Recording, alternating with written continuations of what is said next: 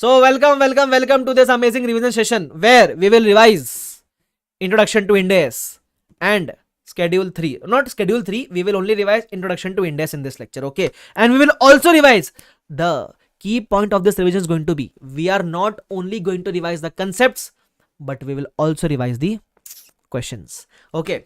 So without wasting any time, let's start the revision in 3, 2, 1 and go. First of all, the topic name was Introduction to Ind AS.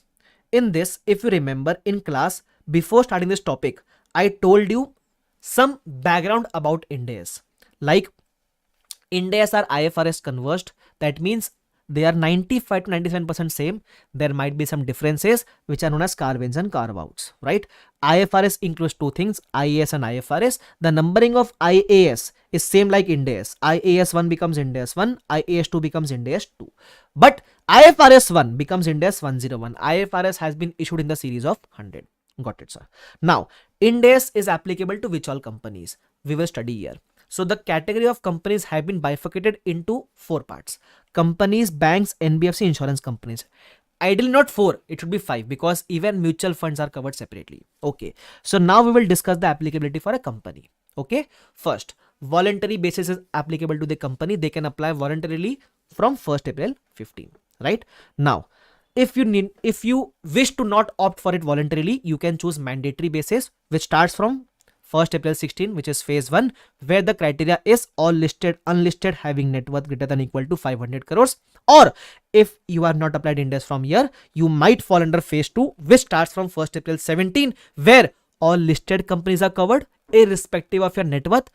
Or if you are unlisted company, if your net worth exceeds 250 crores, greater than equal to 250 crores, you will fall under phase 2. So now how do we remember these dates? I had already told you, just remember the sequence. It has a gap of 1 year. 15, 16, 17. 15 voluntary, 16, 17 mandatory. First will be phase 1, second will be phase 2. Phase 1, net worth criteria greater than equal to 500 crores. Phase 2, all listed companies, full stop. If you are listed, you will fall under phase 2. Second, if you are unlisted, the net worth, if it is greater than equal to 50 crores, you will fall under phase 2. Also remember, if you fall under phase 1 initially, Ind AS once applicable, always applicable. That means if you are falling under any of the criteria, you need not check the phase 2 criteria. Simple. Now, some important points to be discussed. First point, the calculation of net worth will be as per AS and not Ind AS, because as of now, the balance sheet available with us is as per AS only. Okay. Next point, the net worth which we should check, we should start checking from 31st March 14 and thereafter. That means if the net worth criteria of 500 is met in 14, 15 or 16, then you will fall under phase 1. If it is met thereafter, or the net worth is less than 500 and greater than equal to 250, then you will fall under phase 2. Okay, do remember. If you are applying Ind AS, apply it to your current year comparatives as well. Ind AS once applicable, always applicable. The next point is, if Ind AS is applicable to you, your parent, your direct parent, your direct subsidiary, your direct associate, your direct joint venture will also get covered under Ind AS. But fellow subsidiaries will not be covered. Do you remember the example which we discussed in the class? Let's say, for example, you are a parent company. You have 2 subsidiaries, AK and SK. And AK also has 1 subsidiary, X Limited.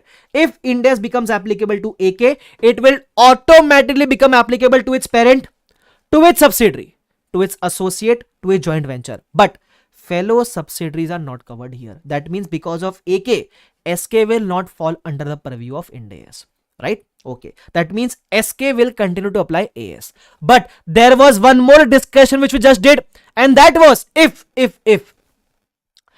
the parent is covered under Ind AS, the parent will have to prepare SFS and CFS both as per Ind AS. So even if SK is preparing its financials as per AS, for the purpose of CFS, SK will have to submit the data to parent as per Ind AS also. That means SK will have to do double work. He will have to prepare its own financial as per AS because Ind AS not applicable to SK. But for the purpose of parent to prepare CFS, it will has to furnish data to parent as per Ind AS as well. In such a case, SK will have one remedy also. Do you remember the remedy? SK can opt for Ind AS voluntarily. What will be the benefit of this? That means if they opt for Ind AS voluntarily, see, Ind AS is not applicable to SK, but if it opts for it voluntarily, that means SK can prepare its own financial as per Ind AS and can submit the same financial for the purpose of CFS as well. Right? We had discussed this example. Also, there is one question on this example as well. Okay. Next point.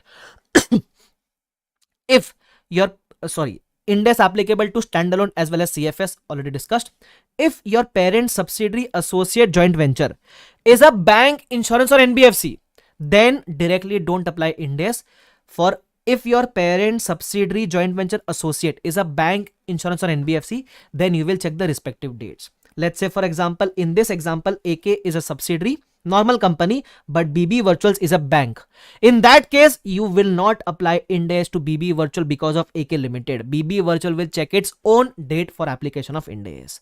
Simple, because the dates for banks, NBFC, insurance is different. Okay, let's proceed further. Companies listed on SME need not apply Ind AS because SME are small and medium enterprises exchange. Very small companies are there, so they need not apply Ind AS. Also, as discussed, comparatives shall also be given as per Ind AS. Also, if even after all the above criteria, you are not falling under the purview of Ind AS, you will still keep on applying AS. Simple. Right? These was for the companies. Now let's move on towards the other companies. If you are a banking company, the implementation is deferred until further notice. For insurance also, implementation has been deferred. What about NBFCs? Yeah, they have given mandatory adoption if you are meeting specified limit. So in case of NBFC or bank or insurance, there is no voluntary adoption. There can only be adoption if you are falling under the purview of Ind AS. For NBFC, there is again phase 1, phase 2. The criteria is same like companies. Under phase 1, listed, unlisted having net worth greater than or equal to 500 crores. Under phase 2, all listed NBFCs. Second, all unlisted NBFCs having net worth greater than or equal to 250 crores. Right? Now, how do we remember the date, sir? Do you remember? Just start with the first date. 1st April 15, then keep on moving in the sequence with a gap of 1 year. 15, 16, 17, 18, 19. 15 is voluntarily for company. 16, 17 is mandatory for company. Then as soon as the company's dates are over, start with NBFC. 18, 19 is for NBFC. Phase 1, phase 2. So criteria for phase 1 and phase 2 is same like companies. Simple. Okay. Again, net worth in case of NBFCs, we shall start checking from 31st March 16 and thereafter. Okay, voluntary adoption is not allowed in these 3 cases. Urban banks or rural banks need not apply Ind AS because those are very small banks. Also, if you are covered, your holding, subsidiary, joint venture, associate will also get covered. Also, comparative shall be given as per Ind AS. Simple. One more category of company was discussed, which was mutual funds. If you are a mutual fund, SEBI via a notification has also applied Ind AS to mutual funds from 1st April 23. Formats have also been given, but the formats are not under your syllabus. You just need to know this information that it is also applicable to the mutual funds. Last but not the least, the last point is the discussion of calculation of net worth. What will net worth include? Capital, reserves, premium, less any negative reserve, less deferred expenditure, less miscellaneous expenditure not written off. But few reserves which are to be ignored. Which one? Revaluation reserve, write back of depreciation, amalgamation reserve. These are reserves to be ignored. Don't consider this. Okay, sir. These were the concepts of introduction to Ind AS, but the special point of this revision is going to be we are also going to discuss some questions as well. So let's revise the question very quickly. I am just going to give an overview of the question. I am not going to discuss the question in detail because this is a revision. Okay, do remember. But yes, if you have studied it once, you will be able to recall everything. The first question was related to net worth. They are saying that they are a listed company. We have to calculate the net worth and tell them under which phase they are falling. So listed hai, but net worth is 505. That means the net worth is exceeding 500. Net worth is of 31st March 14. So they are falling under phase 1. The second point of this question was what if they are unlisted? Doesn't matter. Under phase 1, listed, unlisted, irrespective of that fact, if your net worth is more than 500, you will fall under phase 1. Start applying from 1st April 16. Just remember the sequence 15, 16, 17, 18, 19, right? So 15 was for voluntary, 16, 17 is mandatory. So phase 1 mandatory, 16. Okay. Okay. Next question again was for net worth. Net worth becomes 55. But since it is listed company, it will fall under phase 2. What if it was unlisted? Ind AS is not applicable in that case. Okay. Under illustration number 3, net worth was 600 on 31st March 14. They are falling under phase 1 in this case. And Ind AS once applicable, always applicable. So irrespective of the fact that further the net worth was reduced, doesn't matter. Once applicable, always applicable. Next point. Ind AS, net worth on 31st March 15 was 600. If the net worth on 14, 15 or 16 is more than 500, you will fall under phase 1, because phase 1 starts from 1st April 16, and before this date, if under any financial year net worth is more than 500 starting from 31st March 14, you will fall under phase 1. Okay. Illustration number 5, a very simple question where B Ind AS become applicable, so to its parent and to its subsidiary it will also become applicable. Illustration number 6, it was a very simple question where we discussed this question in the example also. You have 2 subsidiaries and this subsidiary has 1 subsidiary, 1 associate. Ind AS become applicable to E. So now what will be the applicability to other companies? So D will also be covered under Ind AS, and F and G, direct parent, direct subsidiary, associate will get covered. But the fellow ones has to be ignored, right? The fellow subsidiary will continue to follow AS. But do you remember, because Ind AS become applicable to parent, so for the purpose of CFS, these fellow subsidiaries will also have to furnish data as per Ind AS. That means this H and I will follow AS, but for the purpose of CFS, they will have to send data to company D as per Ind AS also. So in this case, do you remember a remedy was available where company H and I can adopt Ind AS voluntarily? Simple. Okay. Illustration number 7, where there was one foreign company which has 2 Indian subsidiaries. So for foreign companies, Ind AS is not applicable. Please ignore all the criteria for a foreign company. For Indian companies, check individually. X is meeting the criteria, Ind AS became applicable. For Y, it is not meeting the criteria, Ind AS will not be applicable. Last question, illustration number 8, a very good question, right? It says that there is a company Y which is a parent company and company X which is a normal company. Ind AS became applicable to normal company from 1st April 17. So normally what happens is, if it becomes applicable to you, it will also become applicable to your parent. But if your parent is a bank, insurance, NBFC, then you will have to check the respective dates. You will not apply to parent company because of subsidiary if your parent is a NBFC, bank, insurance company. So in this case, the parent was a NBFC. So for parent, we will have to check their respective dates and not apply because of subsidiary. So for subsidiary, it became applicable on 1st April 17. The subsidiary will start preparing financials as per Ind AS. For parent, it is mentioned in the question that the parent's net worth was 400 CR, right? So that means the parent is falling under phase 2. So parent falls under phase 2 and apply from 1st April 19. Sir, how come 1st April 19? Remember the dates now, 15, 16, 17, 18, 19. NBFC's phase 2 is from 1st April 19.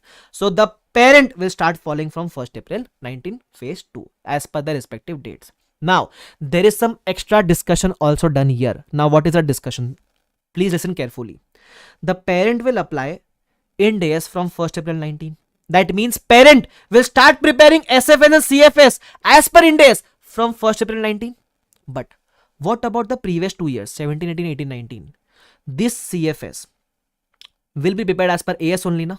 Because during these years, Ind AS was not applicable to parent. So during these 2 years, parent will continue applying AS, right? Parent will continue applying AS.